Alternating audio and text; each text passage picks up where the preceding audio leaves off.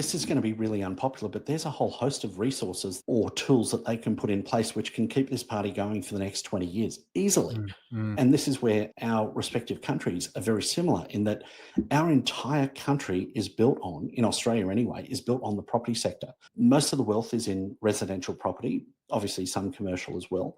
Our banks make up nearly 40% of the Australian Stock Exchange, and our banks are literally a leverage play on the Australian residential property market. Yeah.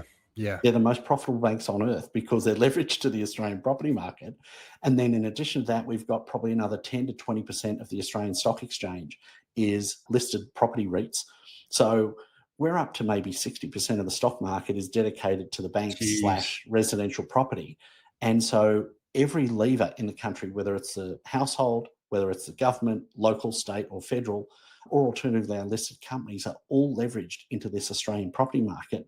So I don't want to bet against the Australian property market because I think that's complete madness. Sure. Yeah. They're going to keep that party going. Yep. I just want to find something better because I look at the risk building up that Mm. no one wants to acknowledge because it's not in anyone's best interest to say, hey, look at this elephant in the room. We really need to look at Yeah. it. You know, Yes. it started shitting in the corner. This doesn't look There's good. nothing we Yeah. can do. Yes. So I want to find something as a bit of an escape hatch, an alternative, something with much better fundamentals than, say, the Australian or Canadian or US property markets. And this is where, purely on a demand supply curve, I look at Bitcoin and think, well, let's look at our respective countries and think there would be less than 1% homelessness in the country, would be my fair estimate. I think it'd be less than 0.5%.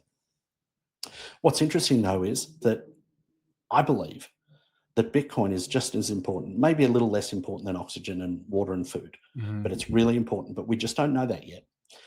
However, there might be 5% of our populations really understand Bitcoin and actually have any of it in any meaningful capacity whatsoever.